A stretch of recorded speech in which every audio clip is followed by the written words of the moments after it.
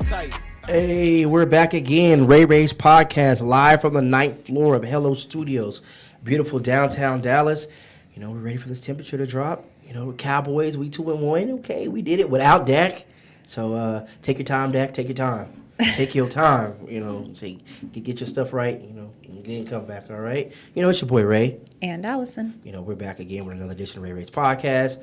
Make sure you're liking, subscribing us on all of our channels. Go to YouTube. Look for those legally correct videos. Look for those full episode videos. Go to Instagram and like us. Leave a comment. TikTok, you know, we started a new TikTok recently. Make sure y'all go check that out. You know, like, share, you know, all the good stuff. Help us out. If you love us, support us, all right? And, you know, since we love y'all, we want to pour into y'all and say some, you know, some inspiring words, you know, to start the show. So, Allison, you ready? Ready. All right. So, for those of y'all listening and watching us right now, in case no one told you today, hey, you're beautiful, you're loved, you're needed, hey, you're alive for a reason. You're stronger than you think. See, you're going to get through this. See, we're glad you're alive, and don't give up. So, you know, keep saying those positive words to yourself. You know, those hard situations come, you can get through that by saying the positive words, you know? All right. You ready? Ready. All right, so let me tell you about today's guest, man. I got one of my friends in the building today. A man we call Mike Robb. You know, you may have seen us out somewhere tearing it up, Concrete Cowboy somewhere. Meet Casino, getting some Mambo limousines, but no, with real talk, he's a investor, real estate tycoon, owner of many restaurants. So I want to welcome Mike Robb to Ray Ray's podcast. Whoop, whoop. Hey, what's up, Mike? How's it been going, bro? Hey, how's it going, man? Man, you doing all right? Great. Man, thank you for taking time out, coming, rock with us today on the show, man. It's a long time coming. Absolutely. We talked about this for a minute, but, you here. You know what I'm saying? Finally made it. Finally made it. All right. So let's just get right into it. You know, let's dive right into it. You know, we've had a lot of conversations. You've had a lot of humble beginnings. Right now, you're in a position where, you made it a little bit. You moved on up, as the Jeffersons say. I want you to talk to us about some of the struggles that it took for you to get from where you started at to where you're at now. I think definitely always believe in yourself.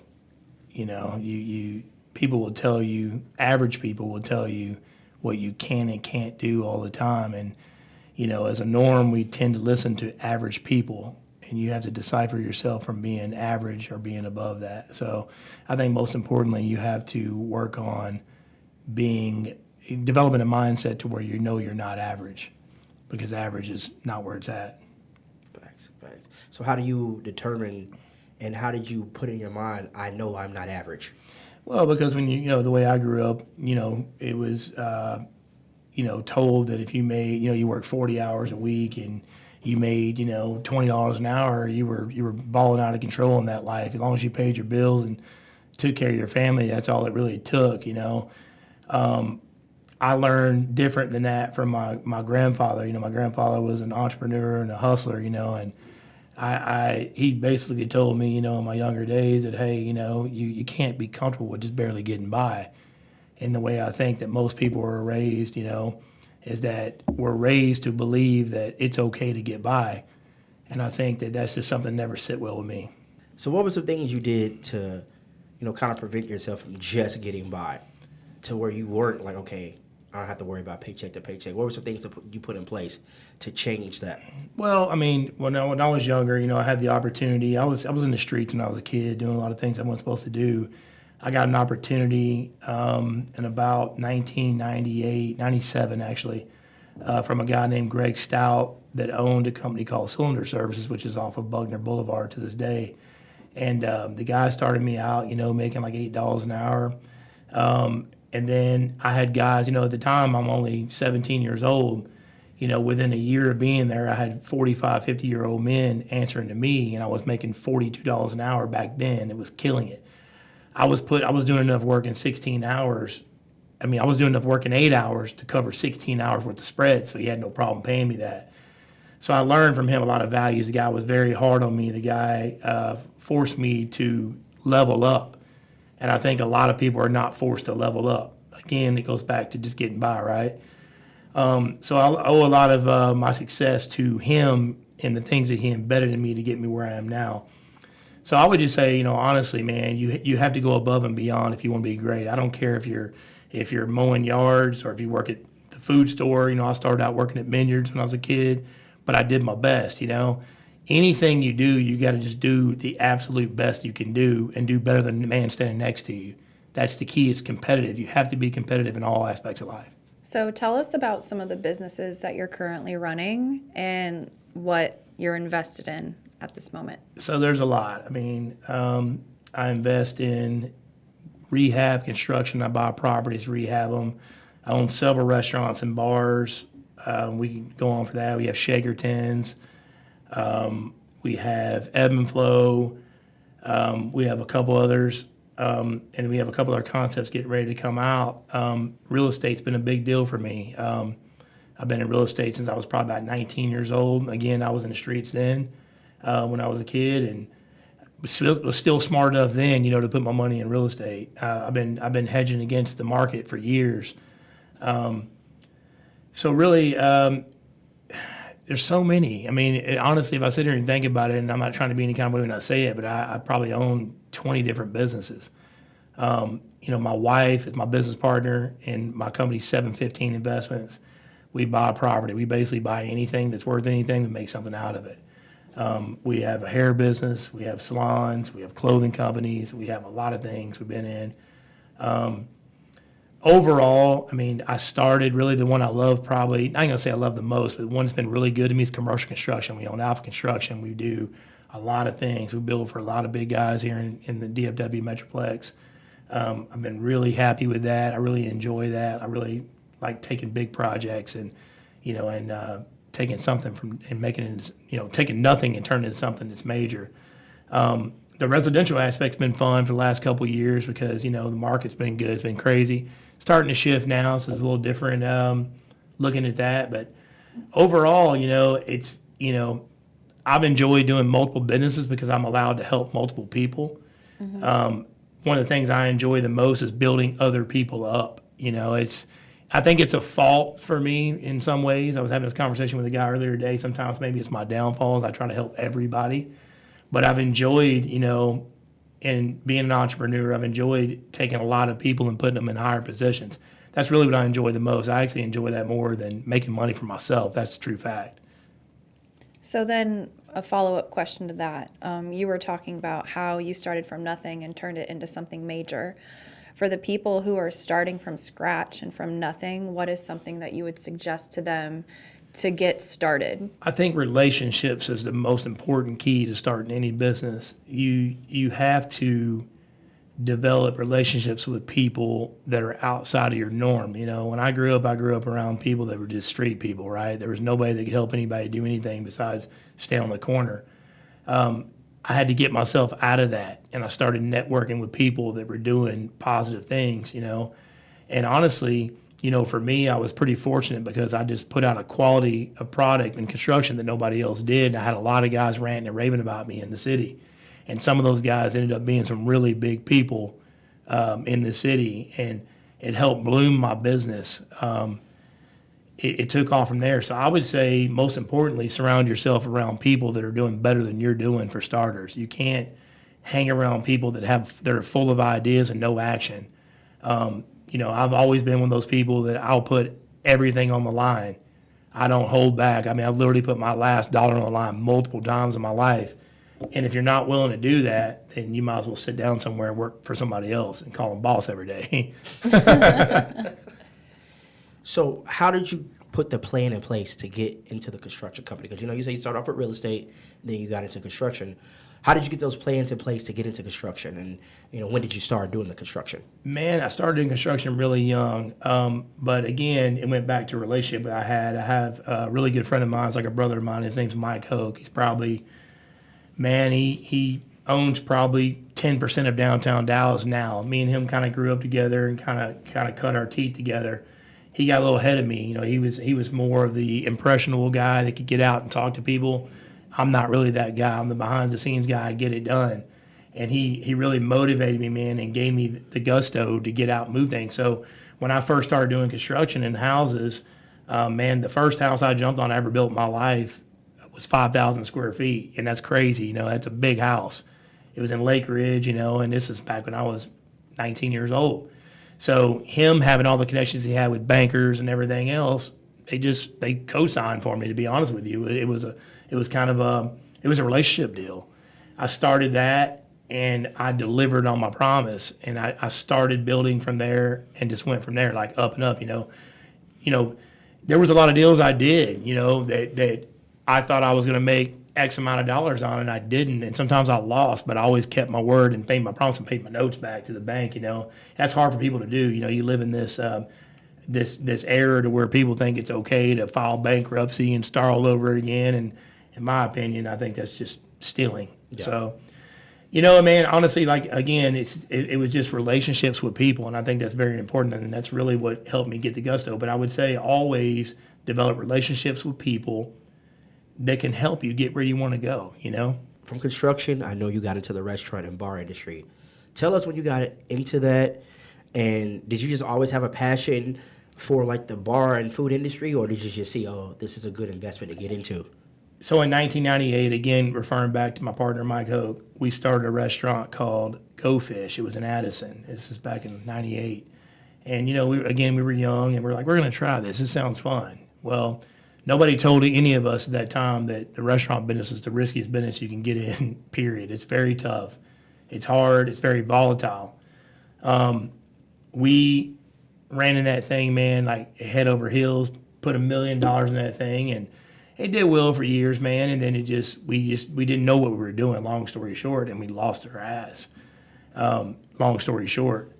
So a lot of people told me after that, are like, don't ever get in restaurant bars again. It'll never pan out for you. Me, I don't give up. If I take a hickey on something, I think I'm smarter than everybody in the room when it comes to that. I'm like, I'll outwork them. I'll figure it out.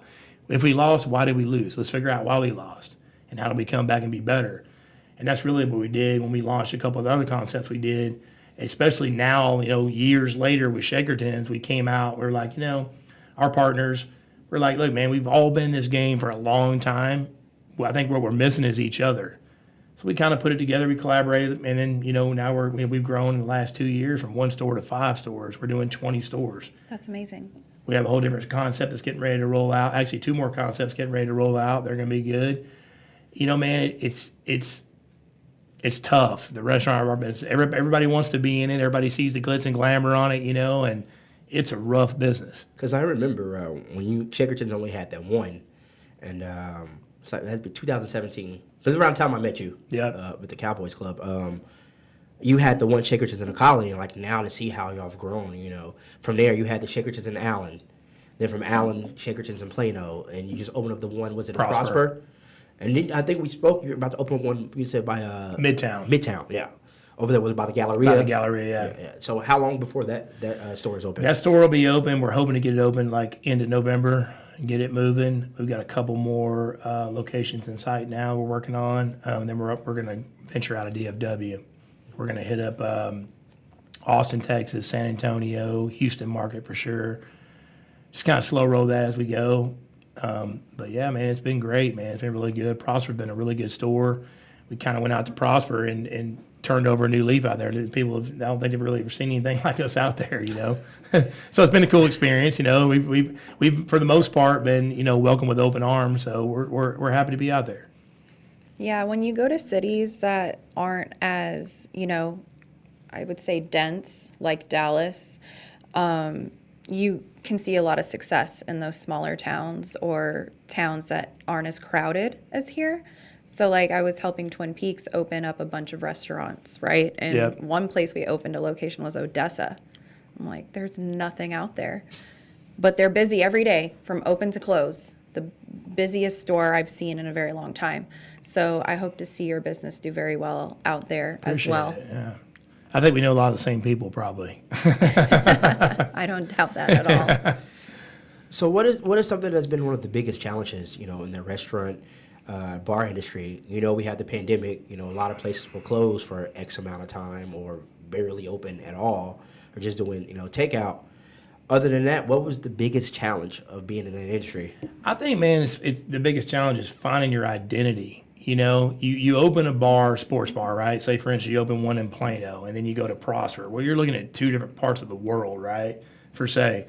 Plano, party town, balls to the wall, everybody's hanging out, having a blast. You go to Prosper, it's a family town. It's more of a family-driven area, and they're very loyal about where they go out there. Like, it's still a hometown place. It's growing out of control, right? So the hardest part about my job, and that's what my job is in the company, outside of being the owner, is like we sit there, and my job is I have to sit there and find the locations. And it's a lot of stress on me. My other partners, they do their job. Everybody has a job, right? But it's so hard for me, man, because I have to drive around all day long and look at areas I'm not that familiar with, and go, how's this fit our model? What's the demographic here? What's this? It's so many things you have to look at, so many deciding factors. But what I have found, to be honest with you, is that you don't really know what's going to be a good location. Some of the guys I know are very smart in the restaurant business. These guys are deep in the game, like way beyond me. And they're like, Mike, you'll never figure that out. So all you can do is speculate and be as calculated as possible and just really think that one through. But you don't know. Because, some stores that I thought were going to, just in the past and other concepts I had, stores you thought were going to be great were duds. And the ones you thought were going to be mediocre were bangers. So it's tough, man. It's very tough. And in this business, you have to have a big team. So speaking of team, talk to us about the importance of teamwork and everyone playing their role, coming together as one. Because you can't have a team full of Jordans all the time. Sometimes you have to have a Jordan, a Pippen, Kukoc, Steve Kerr. Everyone has to play their position. How hard is that, especially when you're getting more successful together as a group? Some people may feel like, I'm just as important as you. Or how do y'all gel and make it work? Well, teamwork is the most important thing, man. They say teamwork makes the dream work, right? Over at Shaker Tents, we got Brad and Neil. Brad's been in the game a long time. Brad very well. It takes, these guys are veterans. These guys, they know the game. You have to be involved with guys like that. Those guys, they don't quit. They're resilient. They work countless hours. Man, to build any team, everybody has to have the same mindset. Everybody has to have, hey, I'll work the 120 hours a week if I have to. If you've got one guy in the mix that works 40 hours a week, or one guy in the mix that doesn't see, the potential for the group, he's got to go. Bottom line, you got to go. This game, man, you got to be a shark. You got to be a hog, and we're all hogs. That's the best part about our group at Shaker Tents that I'm so proud about, man, is that, you take guys from the floor to the front office, and every one of us are the same, women and men. Everybody is kill or be killed. So that's the most important part. I mean, teamwork, man, nothing beats that, and even all of our guys that work for us, kitchen staff to management, everybody's treated the same. I'm big on that. I'm very big on, shaking hands with everybody. Matter of fact, I'd rather shake hands with the janitor than I would some of the managers, to be quite honest with you, because, it's just who I am, Man, teamwork is the key. You can't do anything alone. You hear so many people, getting off subject for a minute, but I got to talk about it. You hear so many people say, I'm a self-made millionaire. There's no fucking such thing as a self-made millionaire. And if anybody's been on this podcast and told you that, they're full of shit. You look at me and a lot of guys that have been on this podcast, I know them, personally. None of us were made by ourselves. There's always somebody in the background helping us do something. Mm-hmm. I couldn't do what I do without my people behind me. I couldn't do what I do without my wife behind me. Period. It ain't gonna happen. Yeah. So I think that's the biggest joke that I hear people say, "Oh, I'm a self-made." You ain't self-made shit. It's impossible. Trust Absolutely. me. It's impossible. Dropping dimes over here. Hey, man. Somebody's got to talk about it. I hear it so much, man. It blows my mind. It's like there's no such thing. You can't be a self-made millionaire. It's not going to happen. Yeah. I love that you're recognizing your team and your wife for helping you grow into the, businessman and millionaire that you are. Because like you just said, a lot of people do say that they're self-made millionaires. And I mean, I'll roll my eyes, not in front of them because I'm not rude, but it's just like, I know that you got there with a group of people. You've had help on the way. And I've helped brand with different businesses who have, the head of the company is a millionaire, but they treat their team like shit because they have that I'm self-made mentality. That's right. Okay, well, watch all of us quit and see where you are now. That's right. So it's just so refreshing to hear that coming from a man in your position, because there's not enough businessmen and women who are millionaires that treat their team that way. So it's good to hear. Humble, money don't make the man make the money, right? You can't. That's the one thing about me, man. Ray, you know me a long time. Like I've never ever been better than anybody, bigger than anybody. I'll just never be that way. And it's not embedded in me, because really, at the end of the day, what's money, right? The only difference between me and the guy pushing the basket down the street is that I can buy what I want to buy when I want to buy it, right? Mm-hmm. But mentally, does it make me better than him? It doesn't make me better than him. It doesn't. Like, the other day, I saw a guy eating out of a trash can, and I was with my little brother, and literally broke my heart. We went over to 7-Eleven, got him something to eat or whatever. And my brother's a very, very good human being. And he's like, Mike, shit, that could be easily one of us, the way we were raised, right? So, again, I think a lot of people in this world, they put a lot of preface on it. Money creates comfort, and that's about all I can say about it. And I feel like the more that I can make, the more that I can help. And I think a lot of people should think that way. A lot of people want to build their pockets and buy Ferraris and all that shit. And don't get me wrong, I've done that. And it's fucking fun. It is. But however, the older I get, the more I realize that shit doesn't mean anything to me. Yeah, absolutely. And then just recently, a rapper, Kodak Black. I don't know if you've heard of him or not. Absolutely. I was like, I don't know your music rapport, but he actually just paid rent for multiple families, so that way they wouldn't be evicted by 2023. And then Shaquille O'Neal is huge on helping out families and people in need. So I love seeing and hearing you say, the more I make, the more I want to give back. We could use a lot more of that in this world. If more people were that way, I'm sure we'd see less homeless folks. I'm not saying be their crutch and enable them from becoming their best self and grinding out, to make themselves something, but just to be helpful, because especially after COVID, so many people have been evicted. Homelessness rates are up sky high.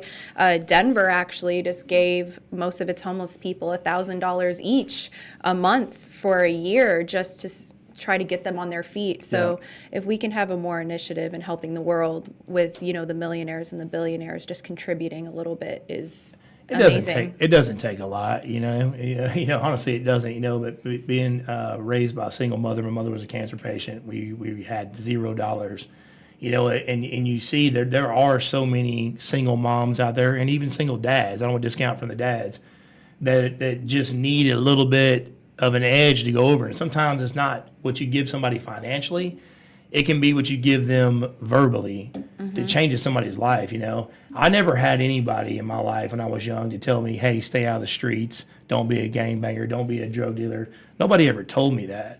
And nothing against my mother, but she was too busy just trying to provide to even tell me that herself. You know what I mean? So it's something I had to learn on my own. I had to learn it the hard way. But yeah, you're right. I think there's a lot that people can do to contribute to bringing the good. And I think a lot more people should do that. So we have this little segment on the show. It's called I Just Want to Get to Know You. Slow down. We just want to get to know you. This is where we kind of ask you, a little bit personal questions so people can really know Mike Robb. And we see where we go for that. Also, have to mention that that Slow Down is brought to you by Lyrically Correct. If you think you know lyrics, you want to play the game Lyrically Correct, go to lyricallycorrect.com, put in promo code RayRay to save 20% off that game, and make sure you're checking out Lyrically Correct Fridays on Instagram and YouTube from Ray Ray's podcast. All right. So we talked about this briefly, you invest in a bunch of things. What do you look for when you decide, okay, this is something I want to invest in? What are the characteristics of things that you look for? Attributes. What do you look for? We say, okay, this is something I feel like I can invest in. I look for how much I can control. So a guy asked me this yesterday. It's crazy we're talking about this. And he said, man, how do you know what to invest in? I said, I invest in what I can control, the market that I know. People come to me all the time and go, hey, man, invest in this, invest in that. And I don't know shit about it. If I don't know shit about the market, I don't do it. However, I will say this. There are a few friends that I have that knew a lot about things I didn't at the time, and I invested in them because I believe in them as a person. So I look at the person overall if I'm going to invest with them, right? I look at what's their work ethic, number one, right? Not necessarily their financial background. What's your work ethic? right? I watch how you move. If I see you at the club every Friday and Saturday night, then you can not call me at all. You're wasting my time. I just look at how you move, but also I always invest in things that I know about. If you want to talk about real estate, I'll invest in real estate. Possibly auto stuff, you know what I mean? I know a little bit about that game. I'll do that. I just like things that I can control. I know the market. So let's say I invest with you on buying 3 Ferraris and it goes to shit, then I can take those Ferraris and figure it out, right? Mm-hmm. But if you ask me to invest in you to go do 5 smoothie shops, I'm not going to stand in there and make 16 smoothies every 10 minutes because I don't know that game. Yeah. You know what I mean? It's not what I'm trying to do. I invest in shit I believe in. And Warren Buffett said it best: believe in shit invest in shit you believe in. You have to. That's the only way I move, man. I won't go a different direction. I don't detour from that. It's been really good to me. So I watched this thing that's called Legacy. It's talking about the Los Angeles Lakers and how Dr. Jerry Buss bought the Lakers. He essentially bought the Chrysler building and traded it for the Forum in Los Angeles, okay? So question for you, kind of based off of that. If you could choose as an investment, would you A, buy a sports team, or B, a bunch of McDonald's franchises? Man, that's a tricky question. That's a tricky question because, Jerry Jones is my idol, man. Watching what he did with the Cowboys, man, it's hard to go against saying buy a sports team. You know what I mean? The McDonald's deal, funny story, is my father, man, rest in peace. He had an opportunity in the early 80s to buy McDonald's franchises for like $28,000 a piece, and he passed on it. And we all know where that story's at, right? Yeah. Terrible. So, man, that's a good question. I think if I wanted to work less, I would invest in McDonald's because obviously you're going to have operations people you put in place to run that. Same thing I do with my other restaurants. You do that, right? If my heart and soul was that sports franchise like the Cowboys is to Jerry, I would say sports because Jerry lives and dies the Cowboys, man. People don't understand that about that guy, but he really loves the Cowboys. That's his heart and soul. And everybody that doesn't know him goes, "Oh man, he's all about the money." Jerry wants to make money. Don't get me wrong, but he loves the Dallas Cowboys. So that's a good question, man. I think if I didn't want to work a lot, I'd do the McDonald's. But if I wanted to work my ass off like Jerry does and sit up in that booth and be stressed out, I'd buy a sports team. I'm one of those people that I believe you when you say Jerry Jones loves the Cowboys, but I am one of those people that says he's doing what he can to get money in the stadium, putting butts in those seats. I wish he would invest more money in better players. Yeah, but 100%. I will say our defense is holding it down. So Jerry's got me there. But, as a fan, I am one of those people that wonders, does he care more about the money or the team? I will defend Jerry and say Jerry loves the money, but he loves the team more. I can tell you that firsthand. He really does love the Dallas Cowboys. There's no doubt about that. So kind of on the topic of Jerry Jones, early in his career as the owner, he threw the money out there. He would get guys like Deion Sanders, the guys he needed to throw money out there, okay? Now, you as an investor, what's more important sometimes? Is it more important just to throw the money out there, okay, or just wait, and be smart and buy stuff of value? Because, that's the thing that's been going on with the Cowboys. Okay, we're going to get players at a value. How important is that as a businessman versus just shelling money out there versus, okay, let's get value instead of just throwing money out there? That's a make or break deal for a business guy. You can't throw money out there. When you throw money out there, probably 88 to 90% of the time, it's not going to come back the way you think it's going to come back. You definitely have to do your homework on shit. Like right now, like the real estate market, me and my wife, we're heavily in the real estate game right now. We got a lot of money out there in the streets on properties that are sitting right now when 4 months ago they were gone in 2 days. So we're going to hedge the market. So, we're going to sell what we have on hand now and then hedge the market and look for better deals and hold those, because I don't think the real estate market is going to turn back around until after the election. We're going to have to go through an election. I'm not going to sit here and get into a political debate, but at the end of the day, until the people we have in office now are gone, this market's going to be shit. It's it's been ran in the dirt. So the housing market's gonna stay in the trash can. Interest rates are at 7% now. They're 2.5 times more than they were 6 months ago. You know, they stabilize gas, but you know, you can't give away money, you know, and expect the economy to get better. It's just not going to happen. I had a quick question for you. Because, you know, you started, again, like you said, from nothing, and then now you're making major moves and you have this incredible life. Did you ever read any books, or are there any books you would suggest or that you love? You know, that's a good question. I read Dave Ramsey books years ago, right? And it preaches debt free, right? Everything paid off, everything they got to pay it off. I lived by that motto for probably, and I actually still live by that motto right now. But lately, it's a good question you ask me that, because lately I've been thinking like Rich Dad Poor Dad. You know, that guy, he's a very smart guy. And he was talking about something the other day. He said, you know, I made, you know, $1 billion or whatever. And I paid 0 taxes. That struck my chord because I paid a lot of fucking taxes last year, boys. I mean, it would fucking blow your hair off your head. And so I'm like, all right, cool. Well, I'm fucking up. I literally looked at my wife, you know, 3 days ago, we were talking about this. We were having a cocktail at the house, and I was like, you know, we got to figure some shit out. You know, debt, when they borrow money, that's the thing that, you know, again, I grew up with no education on money. Nobody taught me how to use relationships with the bank, how to handle that. I didn't have a clue about it. And, you know, one of my closest friends, you know him, Mike, you know, was the president of my bank, and he kind of gave me a little insight on some stuff. And it's like, you know, man, they leverage those loans. You write that off. So you're like, well, I don't want to have debt. Well, when you get to a certain level in life, I think you got to have debt. Yeah. You got to have debt so you don't have to pay taxes. Do you want to pay $1 million in tax, or do you want to have debt against that? It's a no-brainer. You have the money to pay it at any given time, right? So, again, I've lived a debt-free life for a long time, but I'm starting to realize, especially when it comes to the real estate side of investments and just my investments in general, it's time to play with somebody else's money. Yeah, I feel that. And I did enjoy that book as well. And you just spoke of Jerry Jones and how he's someone that you know, look up to and admire. Is there anyone else that you look up to or has been inspiration for you? Honestly, I'll go back to my business partner, you know, Mike Hoke, that we've known each other since we were childhood friends. The guys taught me a lot too, you know, as far as not only just business, but like family man aspect.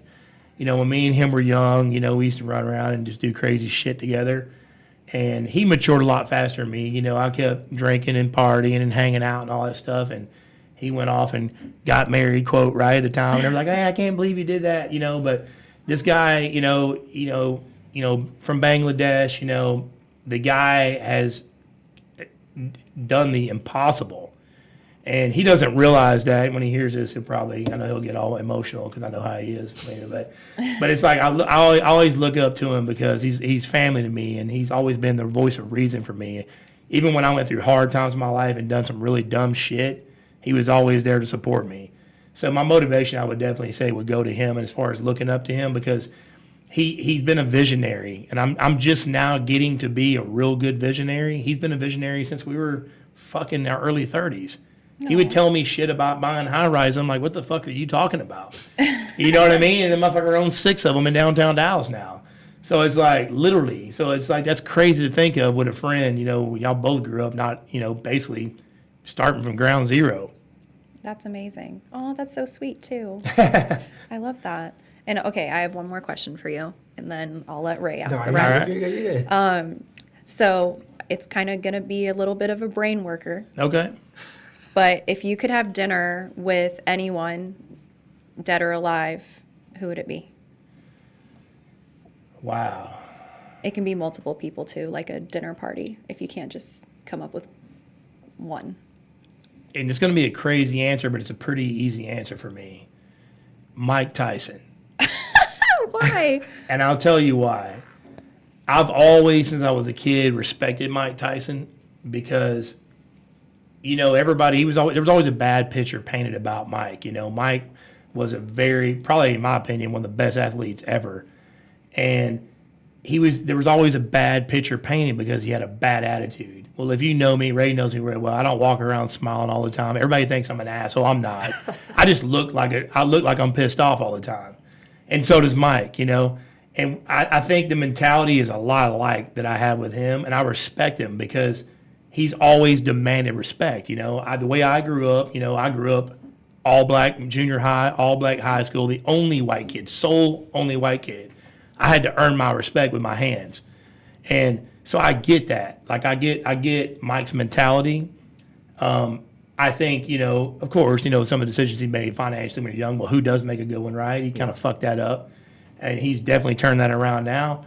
Honestly, that would be the guy I want to sit there and just pick his brain a little bit and just, you know, not necessarily about making money, but like, what was your thought pattern at X, Y, and Z? Because a lot of people have asked me that. What the fuck were you thinking at this point in your life? And then how did you get where you're at now? I think our story is a lot alike. So I definitely would say it would be Mike Tyson. I'd love to be a fly on the wall for that dinner. It's impeccable. It's impeccable. One last question, and we're gonna wrap this up. You know, you mentioned like how you and your wife are a team. You know, being successful, you know, you get pulled in a lot of directions. How is important? How do you make sure you're making the time for that significant other and their wife and growing together as a relationship and as in business together? How do you coordinate your time to make sure, okay, family has to be, I have to make time for family? Man, I have a good friend of mine, Ryan Stewman. He's a podcast guy too, and the thing he preaches the best is like, you got to make time for family. Like date night's mandatory. There's no Thursday nights are our night. There's no ifs, ands, or buts. No how busy I am, no matter what the fuck happens. Date night's Thursday night. You know, she's been a big motivation for me. I've known my wife since I was literally through those trials and tribulations. 17 years old, I met her. We started dating when we were young, on and off throughout the years. Whatever, been married now for 10 years. She's been a big motivation for me because, you know, there's certain people that you're around every day and they just make you want to do better and be better. I'm with a woman that I'm around a lot every day, and she just makes me want to be better. It's nothing she says, nothing she does. I just want to be better for her, to take care of my family, you know, and do the best I can.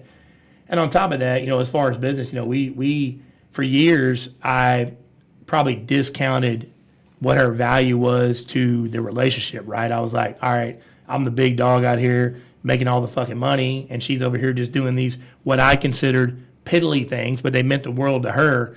And at that time, I didn't know how to respect what her fucking shit like I respect my own shit. And so that was me with the wrong mentality. It's like, I'm the guy making all the money, you're making less, and I run the show. Now, where I'm at now mentally is totally different. You know, we're business partners. She puts in the same amount of effort and work and hours into the real estate shit that I do. We've built a hell of a company, and we're really vicious together. And I just wish we would have, you know, we realized this in the last year and a half. I wish we'd have picked this up 10 years ago, and who knows what the fuck we'd be doing. Yeah. So, man, it's been really good, but you have to balance that. Like, I now try to balance my kids. You know, I have 5 kids. You know, I have 2 21-year-old girls. Don't ask. I have an 18-year-old and a 17-year-old. And then, you know, my son. My son is 10. So my son's taught me a lot, too, you know, because I didn't have a boy, you know. And he's taught me a lot. It's like the boys, you know, I didn't have a father. My father was never around when I was growing up. Tried to reconcile a little bit when I was in my 20s, but that didn't work well. But my son has taught me a lot. My son has really taught me the value of how important it is to be, you know, a unit in the household. So I always say, man, for anybody successful, for sure, you got to have balance in the house. So if you're single, stay single. If you're married, you got to have the balance. You have to have it. So really, I would say that's probably the most important thing in a man's life. Like if you're with a woman, that's, whether guys want to admit it or not, it's the most important thing. Because, you know, there's days that I have when I feel like shit, and she'll always be the one going, hey, man, you got this shit. It's no big deal. So what do? You can't, as a man, you can't go, oh, I still feel sad. I'm going to have a hard day today. I get in the truck and I'm like, fuck it. I got to do what she says I got to do. I can't be like a bitch in front of my wife. You know what I mean? That's so sweet. I'm glad that she gives you that type of motivation, you know. and hopefully more men can have that mentality. And I'm sure the women who are married to men like that appreciate it. So I'm sure your wife will love to hear that when she sees this episode. I'm not gonna let her see it. You may get some brownie points for this. Oh shit! No, I ain't trying to do that. All right. So, what do you want people to take away from this interview today? And if you can leave, some ending words, what do you want to leave with us? I would say, in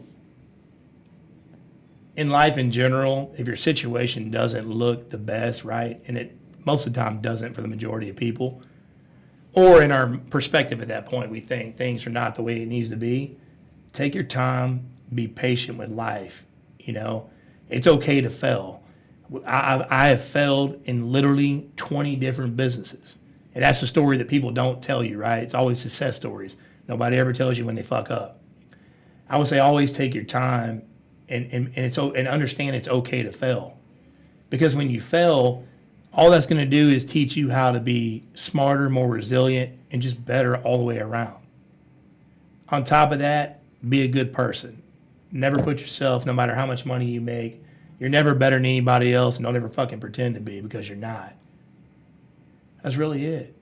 I mean, I just think you got to be resilient. You got to stick to it. And most importantly, you need to work 14 hours a day. 8 ain't going to cut it. Yeah. It ain't going to cut it.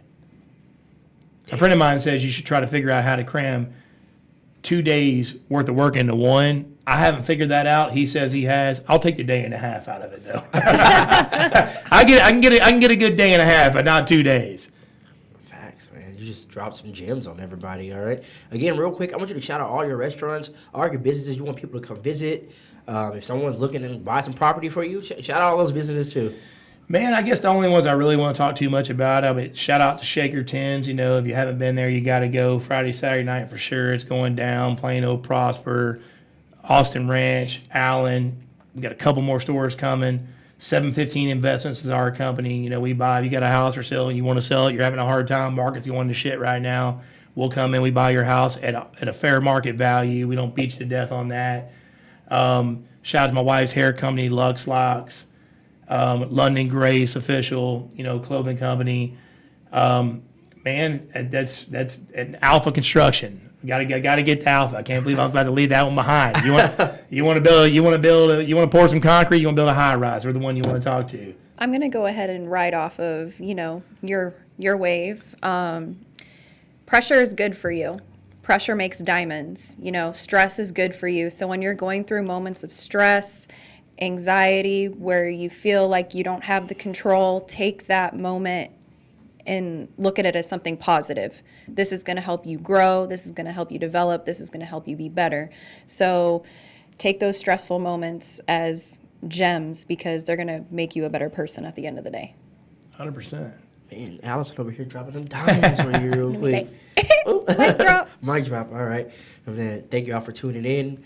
Shout out to Elite Pro Power Washing. If you got any power washing needs, go to eliteprowashing.com. Tell them Ray Ray's podcast sent you. You know how we had in the show, in the words was you. So tell yourself, I will boss up physically, I will boss up mentally, I will boss up spiritually, and I will boss up financially. Invest in yourself. It's your boy Ray. And Allison. Ray Ray's podcast. We're out. Hey, get money all day, get money all night. Sip my drink.